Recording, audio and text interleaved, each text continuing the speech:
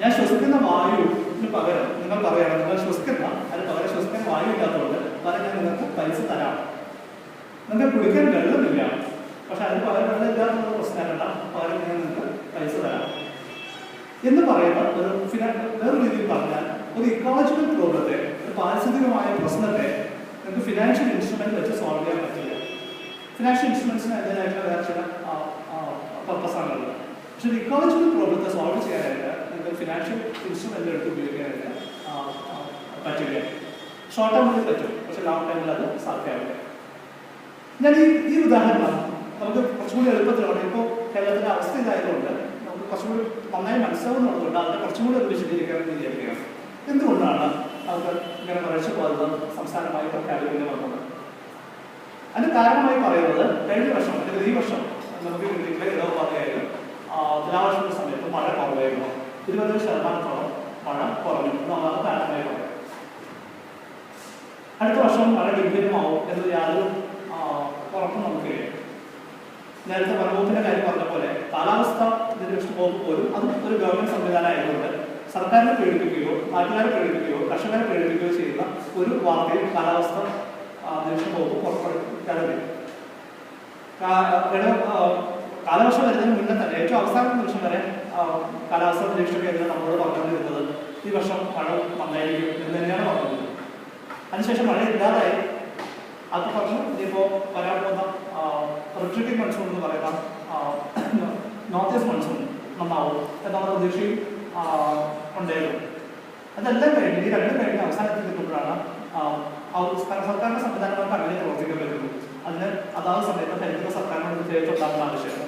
അവർക്ക് പ്രശ്നം ഉണ്ടാകുന്ന കാര്യങ്ങളൊന്നും പുറത്തു പറയാൻ പറ്റില്ല എന്നുള്ളൊരു പ്രശ്നമാണ്. അതുകൊണ്ട് അതിനകത്ത് നിന്നുകൊണ്ട് പറയാവുന്ന കാര്യങ്ങൾ മാത്രമേ ജനങ്ങളോട് പറയാൻ പറ്റൂ. അതുകൊണ്ട് ഈ സമയത്ത് ഒന്നും തന്നെ കർഷകർക്ക് വിഷമം ഉണ്ടാകുന്ന ഒരു പേടിപ്പിക്കുന്ന ഒരു വിവരവും കാലാവസ്ഥ നിരീക്ഷണ കേന്ദ്രം പുറത്തുവിട്ടിട്ടില്ല. പക്ഷെ ഇന്ന് നമുക്കറിയാം മഴ കുറവായിരുന്നു. എന്തുകൊണ്ടാണ് മഴ കുറഞ്ഞത്? എല്ലാ വർഷവും നമുക്ക് കൃത്യമായി ഒരു പക്ഷേ ആവറേജ് വെച്ച് കഴിഞ്ഞാൽ 2000 മില്ലിമീറ്ററിന് കൂടുതൽ മഴ ലഭിക്കുന്ന കേരളത്തിൽ ഈ മഴ എല്ലാ കാലത്തും ലഭിക്കുമെന്ന് എന്ത് ഉറപ്പാണുള്ളത്? നമ്മൾ കരുതുന്നുണ്ട് ആഗോളതലത്തിൽ തന്നെ കാലാവസ്ഥയിൽ മാറ്റം വരുന്നു, ചെറിയ തോതിൽ വ്യത്യാസങ്ങൾ വരുന്നുണ്ട്. എന്താണ് ഇതിനുള്ള നമ്മുടെ പ്രതികരണം? അത് ലളിതമായി പറഞ്ഞാൽ നമ്മളെ സംബന്ധിച്ചിട്ട് ഇതിനുള്ള ചെറിയ മാറ്റങ്ങൾ, മഴയിലുണ്ടാകുന്ന ചെറിയ കുറവോ ചെറിയ കൂടുതലോ, അല്ലെങ്കിൽ കുറച്ച് നീണ്ടു നിൽക്കുന്ന മഴക്കാലമോ അല്ലെങ്കിൽ ചുരുങ്ങിപ്പോകുന്ന മഴക്കാലമോ അല്ലെങ്കിൽ നീണ്ടു നിൽക്കുന്ന വേനലോ, ഇതേപോലുള്ള ചെറിയ തോതിലുള്ള ഫ്ലക്സുകളെ, ചെറിയ മാറ്റങ്ങളെ നമുക്ക് അക്കോമഡേറ്റ് ചെയ്യണമെന്നുണ്ടെങ്കിൽ നമ്മുടെ ആവാസ വ്യവസ്ഥകൾക്ക്, നമ്മുടെ നാച്ചുറലായിട്ട് ഇക്കോസിസ്റ്റങ്ങൾ അതേപോലെ തന്നെ പരിക്ക് പറ്റാതെ നിന്നാലേ പറ്റുള്ളൂ. റെസിലിയൻസ് എന്നുള്ള വാക്കാണ് പലപ്പോഴും ഉപയോഗിക്കുക. എന്നെ സംബന്ധിച്ച് എൻ്റെ കയ്യിൽ ധാരാളം പണം ഉണ്ടെങ്കിൽ എനിക്ക് ഒരു മാസം ശമ്പളം കിട്ടിയില്ലെങ്കിൽ പോലും എനിക്ക് കൈകാര്യം ചെയ്യാൻ പറ്റും. പക്ഷേ എൻ്റെ അടുത്ത റിസർച്ച് ഒന്നും ഇല്ലെങ്കിൽ എന്നെ സംബന്ധിച്ച് ഒരു മാസം ശമ്പളം കിട്ടിയില്ലെങ്കിൽ ആകെ താറുമാറായിപ്പോൾ എന്ന് പറയുന്ന പോലെ നമ്മളെ സംബന്ധിച്ച് പെയ്യുന്ന വെള്ളം നമുക്ക് സൂക്ഷിപ്പിക്കാനും അത് കുറേ നാളത്തേക്ക് വിതരണം ചെയ്യാൻ പറ്റുന്ന സ്വാഭാവികമായ പാരിസ്ഥിതിക സംവിധാനങ്ങൾ കൃത്യമായും പരിക്ക് പറ്റാതെ ക്ഷമ വരുത്താതെ നിലനിർത്തുന്നുണ്ടെങ്കിൽ മാത്രമേ ഇതേപോലുള്ള ചെറിയ കാലാവസ്ഥയിലുണ്ടാകുന്ന ചെറിയ മാറ്റങ്ങളെ നമുക്ക് അക്കോമഡേറ്റ് ചെയ്യാൻ പറ്റുള്ളൂ. അത് പ്രശ്നമില്ലാതാക്കി നമുക്ക് മുന്നോട്ട് പോകാൻ പറ്റുള്ളൂ. അതല്ലെങ്കിൽ അവർക്ക് പരിക്ക് പറ്റിയാൽ അവരുടെ പാരിസ്ഥിതിക സേവനം ശരിയായ രീതിയിൽ ചെയ്യാൻ പറ്റാതായി കഴിഞ്ഞാൽ കാലാവസ്ഥയിലുണ്ടാകുന്ന ചെറിയ മാറ്റങ്ങൾ പോലും വലിയ ഇമ്പാക്റ്റ് ഉണ്ടാകും. രണ്ട് ഉദാഹരണം പറയാം. ഒന്ന് നമ്മൾ പറഞ്ഞു കഴിഞ്ഞു, മഴ കുറഞ്ഞു കഴിഞ്ഞാൽ ആ തൊട്ടടുത്ത നിമിഷം വരൾച്ച വരുന്ന അവസ്ഥ. ഒരു ഇത്തിരി സമയം പോലും ഈ നമ്മുടെ കാടുകൾക്ക് നാട്ടിലേക്ക് വെള്ളം എത്തിക്കാൻ പറ്റുന്നില്ല. അതിനുള്ള അവസ്ഥ നമുക്കില്ല. വല്ലാതെ ക്ഷമയില്ല. പുഴ തുടങ്ങുന്ന സ്ഥലത്ത് പല സ്ഥലത്തും കാടുകൾ ഇല്ലാതായി കഴിയും. പുഴ ഒഴുകുന്നതിൻ്റെ കരയിൽ കാടില്ലാതായി കഴിയും. ഈ നാട്ടിലെ ചെറിയ ചെറിയ കാടിൻ്റെ തുരുത്തുകൾ ഇല്ലാതായി കഴിയും. കാട്ടിൽ ചെറിയ തുരുത്തുകൾ ആവശ്യം വരുന്നതെന്ന് വെച്ചാൽ മണ്ണിൻ്റെ അടിയിലുള്ള ജലത്തിൻ്റെ വിധാനം താണു പോകുന്ന പിടിച്ചു പോകുന്ന അതിലാണ്. ഒരു കാലത്ത് ധാരാളമായിട്ട് കേരളത്തിൽ സപ്പക്കാവുകളുണ്ട്. നമുക്ക് വളരെ അറിവുണ്ടാവുകയായിരുന്നു. ചെറിയ ചെറിയ കാടിൻ്റെ തുരുത്തുകളായിരുന്നു. അത് വിശ്വാസത്തിൽ തന്നെ സംരക്ഷിക്കപ്പെട്ടിരുന്നു. ഒരു കാലത്ത് നമ്മൾ അന്ധവിശ്വാസത്തിൽ പറഞ്ഞിരുന്ന രീതിയിൽ സംരക്ഷിക്കപ്പെട്ടു പോന്നിരുന്ന ചെറിയ കാടുകളുണ്ടായിരുന്നു. അവർ പ്രധാനപ്പെട്ട ധാരാളം പാരിസ്ഥിതിക സേവനങ്ങൾ അവർ ചെയ്തിരുന്നു.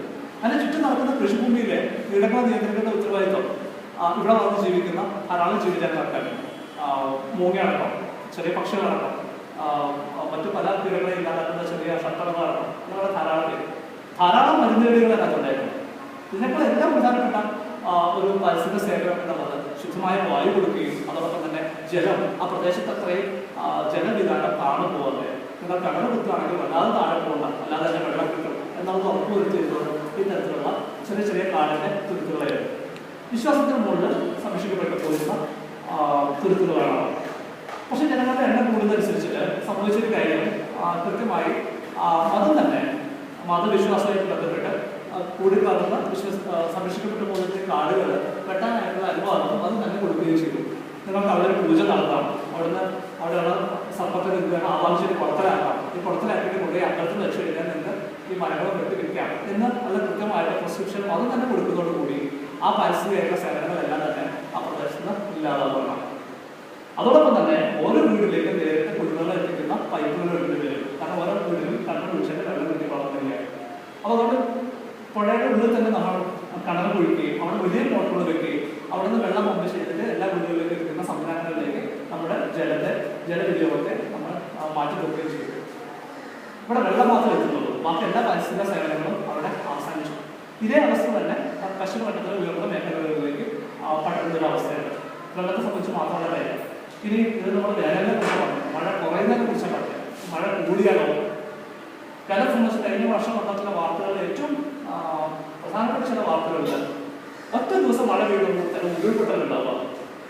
ഒരുപക്ഷെ ഇവിടെയിരിക്കുന്ന പ്രായമുള്ള ആളുകൾക്കൊക്കെ ഓർമ്മ ഉണ്ടാവാം, അവരുടെ ചെറുപ്പകാലത്ത് 2, 3, 4 ദിവസങ്ങൾ മുമ്പ് പെയ്ത മഴയുടെ ഓർമ്മ ഉണ്ടാവും. നിറയെ പെയ്തിരുന്ന മഴ, അങ്ങനെ ഒരു മഴയെ കാണാൻ ശേഷിക്കാത്ത സ്ഥലങ്ങളായി കേരളത്തിൽ നഗരങ്ങളും ഗ്രാമങ്ങളും മലകളും മാറിക്കഴിഞ്ഞു. പെയ്യുന്ന മഴയുടെ സ്വാഭാവികമായ നീരൊഴുക്കിനെ തടഞ്ഞു നിർത്തിക്കൊണ്ടുള്ള ധാരാളം കൺസ്ട്രക്ഷൻസ് വന്നു കഴിഞ്ഞു. ആ വെള്ളം സ്വാഭാവികമായിട്ട് ഒഴുകി പോകുന്നില്ല. എവിടെയോ ഒരു സ്ഥലത്ത് അത് ഒരുമിച്ച് വലിയ ഒരു സ്ഥലത്ത് അത് ട്രാക്ടായി പോവുകയും അതിന് പ്രഷർ കൂടി കഴിയുമ്പോൾ പൊട്ടിത്തെറിപ്പിച്ച് അവിടെയുള്ള പ്രദേശം മുഴുവൻ തളർത്തി ഒഴിച്ചുകൊണ്ട് ഒഴുകി പോകുന്ന അവസ്ഥയിലേക്ക് ഉരുൾപൊട്ടലിന്റെ ലെവലിലേക്ക് ചെറിയ മഴ പോലും മാറിത്തിരുന്ന അവസ്ഥ. സ്വാഭാവികമായ ഭൂമിയുടെ ടെറയും അതിന് മുകളിൽ വലിയ ഇമ്പാക്റ്റുകൾ ഉണ്ടായി കഴിഞ്ഞു. ഇന്ന് എൻ്റെ വീട്ടിലിരിക്കുന്ന സ്ഥലത്ത് റോഡിൽ നോക്കിയാൽ അറിയാം, രാവിലെ പകൽ കാണുന്നതെല്ലാം കേരളത്തിലെ ഇടനാട്ടിൽ നിന്നും പല നാടുകളോട് ചേർന്ന പ്രദേശത്തുനിന്നും രാവിലെ മുതൽ ലോറിയിൽ മണ്ണ് നിറച്ചുള്ള ലോറികൾ കൊച്ചിയിലേക്ക് ഓടിക്കൊണ്ടേയിരിക്കുന്നുണ്ടോ. കാരണം കൊച്ചിയിലെ കുറേ കാര്യങ്ങൾ നടന്നുകൊണ്ടിരിക്കുകയാണ്. രാത്രി ആയി കഴിഞ്ഞാൽ ഈ മണ്ണ് പോകുന്ന ലോറികൾക്ക് പകരം വെള്ളം നിറച്ച ലോറികളാണ് പോകും. ഈ ലോറികൾ പോയിട്ടാണ് എറണാകുളത്തുള്ള പല ഫ്ലാറ്റുകളിലെ ടാങ്കുകൾ നിറച്ചു കൊടുത്തിട്ട് അത് തിരിച്ചു പോകുന്നു. കാരണം രാത്രി തിരക്ക് വിളിച്ചിട്ട് വെള്ളം അടിച്ചുകൊണ്ടിരിക്കും. അങ്ങനെ മറ്റൊരു സ്ഥലത്ത് വലിയ തോതിലുള്ള ഇൻപുട്ട് കൊടുത്തുകൊണ്ട് നമ്മൾ മനുഷ്യന്റെ ശരീരത്തെ കുറിച്ചിട്ട് താല്പര്യം പറയുകയാണെങ്കിൽ നമ്മൾ പറയാം ICUവിൽ കിടക്കാമെന്ന് പറയും. ശ്വാസം പുറത്തുനിന്ന് കൊടുത്തുകൊണ്ട് വേണ്ട സാധനങ്ങളെല്ലാം പുറത്തുനിന്ന് കൊടുത്തുകൊണ്ട് ജീവിക്കുന്ന അവസ്ഥയിൽ കേരളത്തിലെ നഗരങ്ങളൊന്നും വലിയ നഗരങ്ങളല്ല, ചെറു നഗരങ്ങളാണ്. കൊച്ചി പോലും മറ്റ് ലോകത്തെ വലിയ നഗരങ്ങളായിട്ടൊക്കെ താരതമ്യം ചെയ്യുമ്പോൾ ഒരുപക്ഷെ ബാംഗ്ലൂരോ കോയമ്പത്തൂരോ മദ്രാസായിട്ട് താരതമ്യം ചെയ്താൽ പോലും വളരെ ചെറിയൊരു നഗരമാണ് കൊച്ചിയോ തിരുവനന്തപുരമോ കോഴിക്കോടോ. അതുപോലും നമുക്ക് അവിടെയുള്ള പരിസ്ഥിതി സേവനങ്ങളിലൂടെ നിൽക്കാൻ പറ്റാത്ത തരത്തിൽ വലിയ തോതിൽ ഇമ്പാക്റ്റ് ആകുന്നു. ഈ പുഴയുടെ